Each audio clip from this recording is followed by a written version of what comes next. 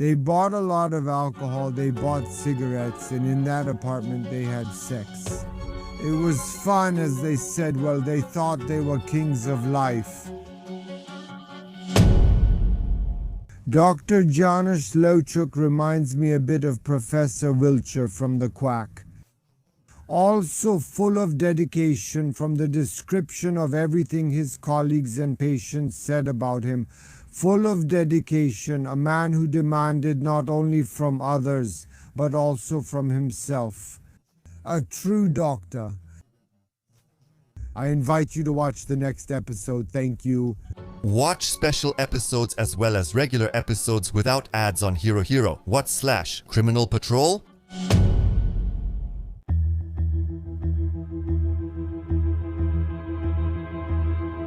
Dr. Janusz Lewczuk was born on February 21, 1954 in Radzin Podlaski, a fairly large town of about 15,000 people, about 60 kilometers from Lublin. He was a very good student, and I think from the very beginning he had a passion for medicine. He knew that he would simply be treating people. He got into the medical academy in Lublin, and then he started working at the specialist hospital in Brzozów, where he was a surgeon. Well, it's an extremely difficult profession. I would say one of the hardest jobs you can imagine, because after all, a surgeon is always accompanied by death in some way. Sometimes he has to wonder if he made the right decision, and his decisions have a direct impact on whether a person will simply live. It's an incredible psychological burden, a rare profession, and I would say that it's hard not to go crazy in this line of work. And Dr. Janusz Lewczuk somehow found a solution for that. When he had enough of operating on patients, he would simply get into his car, put a boat on the roof, take his fishing rods, and go fishing. That was his passion, his escape, something that simply helped him find mental balance. That's how it was that day. On October 2nd, Dr. Lewczuk got into his Audi, loaded his boat, and went fishing.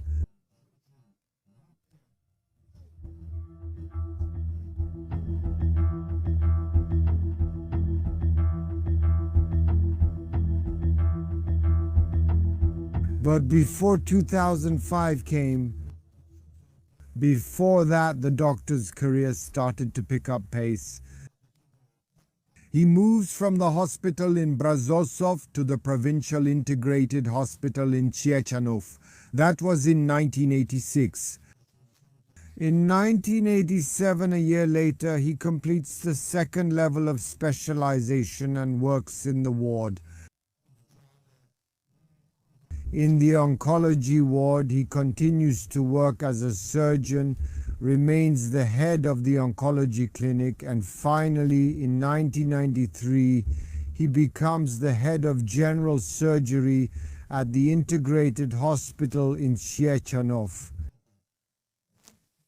Doctors and colleagues, as I mentioned at the beginning, really speak of him only in superlatives.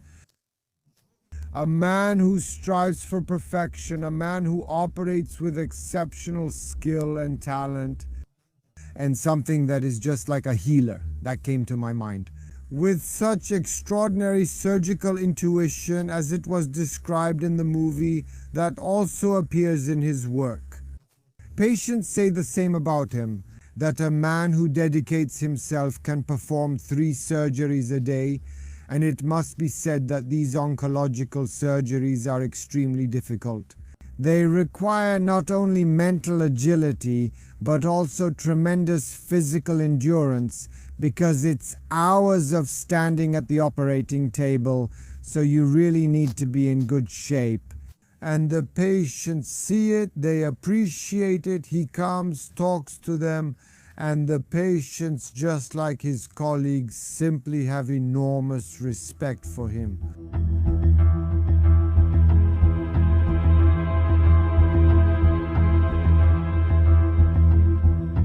2005, basically, the situation, both the doctor's personal and professional life, started to stabilize.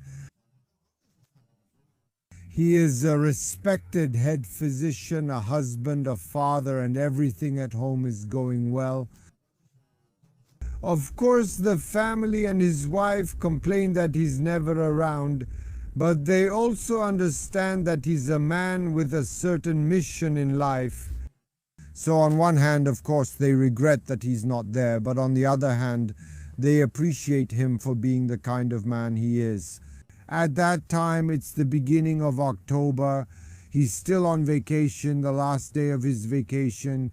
Sunday, October 2nd, he tells his wife that he's going to go fishing one more time. Starting Monday, the usual grind begins, so he'll recharge his batteries a bit more to be fully ready. He'll come back in the evening, he'll go fishing early in the morning and return in the evening. Usually, or almost always, he went to the same place, which is Lake Conty. He used to go to a place called Januszkowo, near Niedzicza. It was, I would say, a ritual and a custom. He would get into his grey Audi, as I mentioned at the beginning, load up the boat, fishing rods, thermos, everything a fisherman needs, and he would drive those 100 kilometers to fish there from the morning. Because he had been going there for years, everyone in the area knew him, of course. Everyone knew the doctor was coming. They knew who he was. They even talked about him when he arrived. That was his nickname, but there was no malice in it. It was, I would say, a bit crude but affectionate. Because everyone appreciated the doctor, they also knew that he spent many hours fishing there. Sometimes he would come for a few days, sometimes he would come with a friend, but usually he was alone. Also, it looked like this. He would fish for many hours. In the evening, he would pull out his boat, light a campfire on the shore, and there he would roast his fish. And then they would just come to him. Some came to exchange views about the world, to find out what was happening in the world, to hear his opinion. And probably some also came just to get free medical advice. Because after all, they knew he was an excellent doctor, so they could ask him for advice too. Still others came because they knew the doctor would ask them to do some shopping for him, give them a few zlotys, and wouldn't want the change back. These motivations were different, but the fact was that everyone in the village knew that the doctor was coming to fish.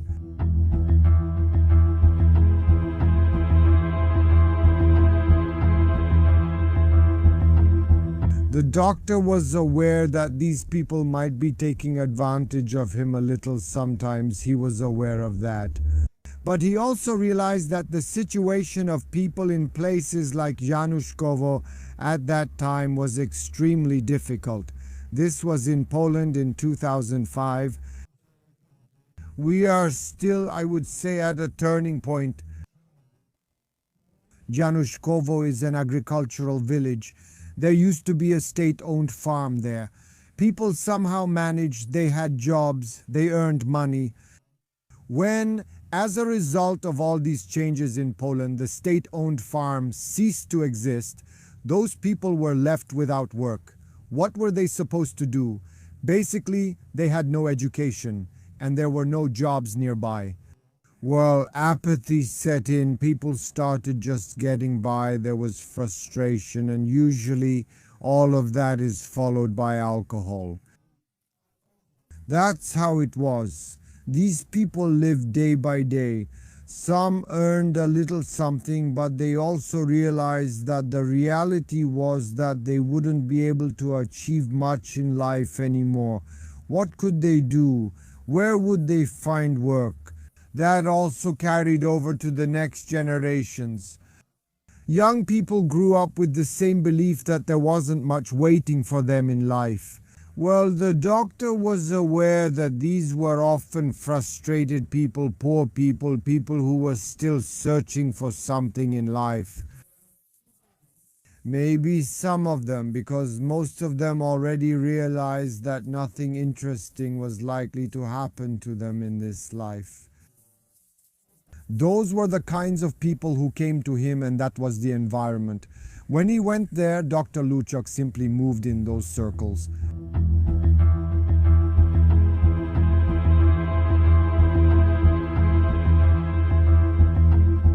On that 2nd of October, the doctor was fishing. He really went out on a boat and spent many hours on the water, but he didn't come back home. His wife started to worry. She began calling him, but apparently his phone was turned off. There was nothing unusual about that either, because the doctor often simply turned off his phone so it wouldn't scare the fish away. But as the hours went by and the doctor still didn't show any sign of life, his wife started calling his friends. One of his friends offered to go with his wife to the lake and try to find the doctor. That's what happened. They got into the car, drove those 100 kilometers, and arrived in Januszkowo. Did his wife usually know where he set up his camp? But it was already dark. It's October, so they didn't find much. Despite that, his wife assumed she didn't think that anything bad had happened. She decided to notify the police only later, because maybe the matter would be explained in some logical way. The end.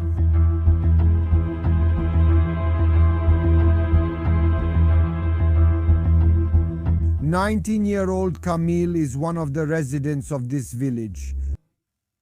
The boy, well, basically without prospects, not working, not studying. That's why some people were really surprised when the next day, on October 3rd, Kamil showed up at the school in a luxurious grey Audi.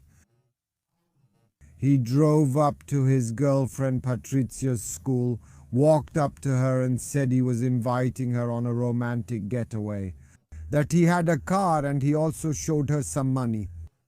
Patrycja was a bit surprised, but she thought it was a great opportunity to have some fun. They actually got into the car and went to Olsztyn, where Kamil's uncle lived.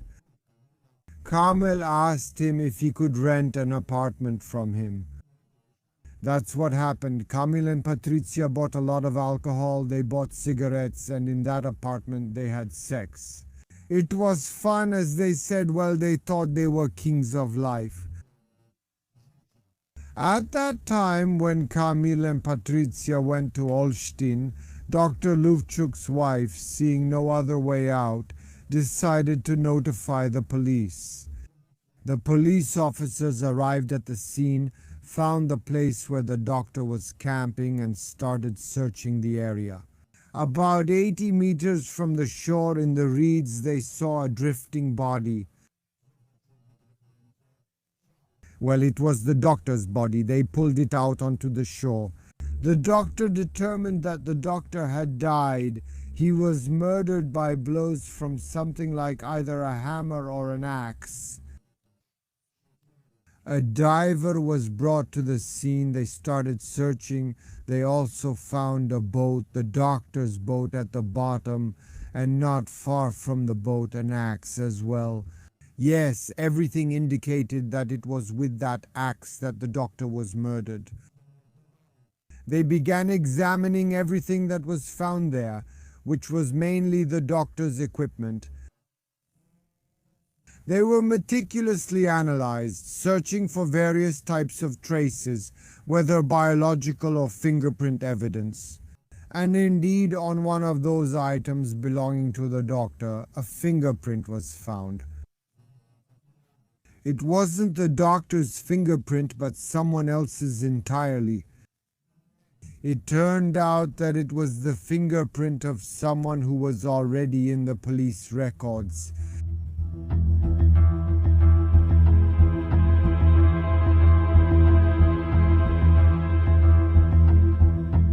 The doctor was fishing when it was already getting dark and he came ashore.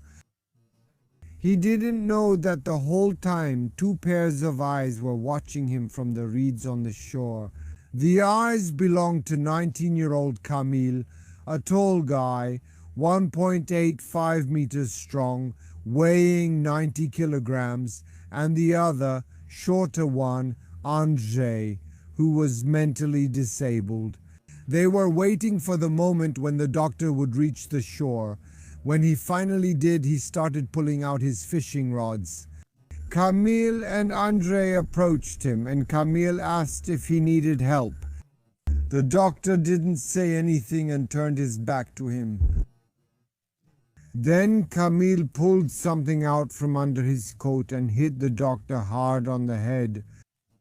The doctor staggered. Kamil turned the axe and struck a second time, but this time with the blade. The doctor fell dead to the ground. When that mentally challenged Andrzej saw this, at first he stood there as if hypnotized, and then he got scared and started running away, screaming. Kamil shouted at him, made him stop in his tracks. He actually did stop, then told him to come back and help cover up the evidence. Before they dragged the doctor's body into the reeds, they searched him and found a wallet with 350 zlotys in it. For them, that was a lot of money. They took the money and, as I said, dragged the doctor's body into the reeds. They made a hole in the boat and sank it. In the same place, they also threw in the axe, and then they got into the doctor's car and drove away. But their departure looked tragicomic. If it weren't for the circumstances of this story, it would have actually looked funny. Neither of them, when Kamil was driving, knew how to drive a car, so the car would start, stop, speed up, and turn unpredictably. It was such clumsy driving by someone who had no idea how to operate a car.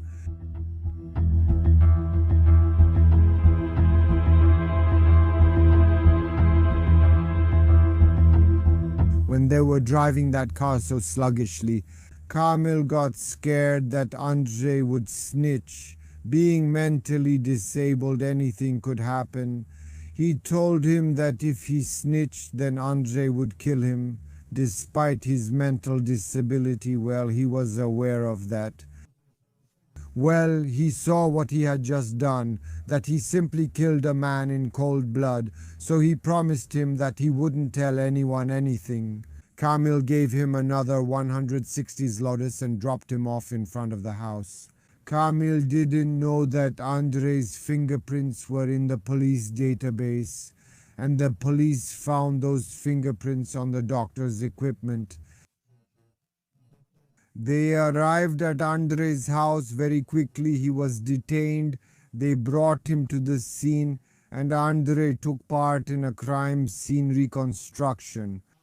Well, even though he's not mentally fit in some way, he was able to show various kinds of details. Well, those details of the murder could only be known by someone who was at the crime scene, so there was no doubt that he was there. He talked about his involvement. He talked about Kamil's involvement, and the search for Kamil began. Of course, the police also quickly figured out who Kamil was and where he lived. That his girlfriend is Patrycja. Especially since Kamil and Patrycia's stay in that apartment was dragging on. It had already lasted several days. Patrycia's parents started to worry about her. They filed a missing person report, so she was also being searched for. The police quickly determined that Kamil had picked her up in a grey Audi, and everything indicated that this was the doctor's car. A warrant was issued for him. The search began. The two of them were having fun in that apartment on Grunwaldzka Street in Olsztyn, not knowing that they were being searched for. Finally, the police tracked them down. When Kamil was leaving the apartment, he was apprehended.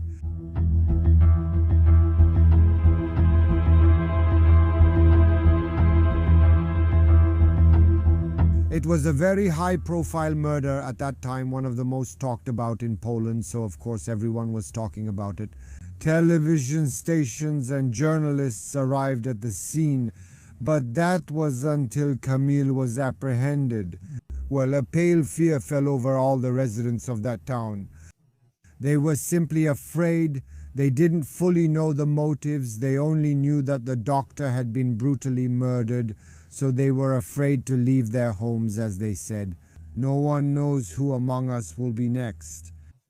The situation calmed down a bit after Kamil was arrested, after both he and Andrzej were detained. But not completely, because Kamil started sending messages from prison. He passed a note to one of his friends, and in that note he wrote clearly. He was somehow proud of everything that was happening, of all the commotion, of the fact that he was at the center of attention. Yes, he made it clear that he would return in a blaze of glory in all of this. And as he wrote, when he comes back, all the cops will be hiding in fear. So people, even though he was arrested, were still afraid. Patrycja, his girlfriend, was also afraid, to the point that in the courtroom just seeing him made her faint from fear.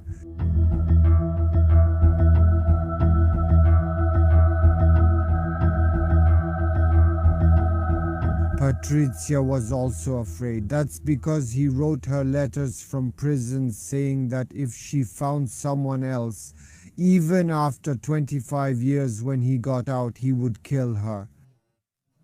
So she definitely had something to worry about. Kamil himself basically didn't admit to killing the doctor. He only said that he stole his car. Besides, that car was found in one of the neighborhoods in Olsztyn. There must have been so much blood that some of the doctor's blood also remained on his car. Andrzej, the mentally disabled one, was sent to prison for 12 years. He didn't have an easy life in prison. He was beaten, humiliated, sexually abused. He really had a hard life.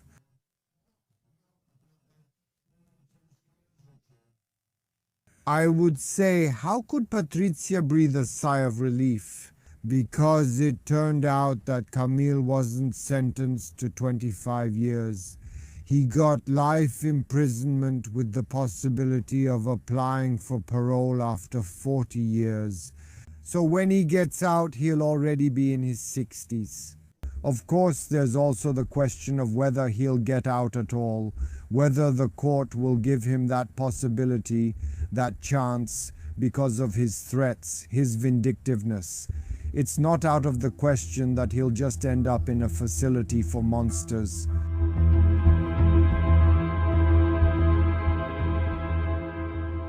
The court, when handing down this sentence, was probably also aware that Kamil killed a man who was saving the lives of others.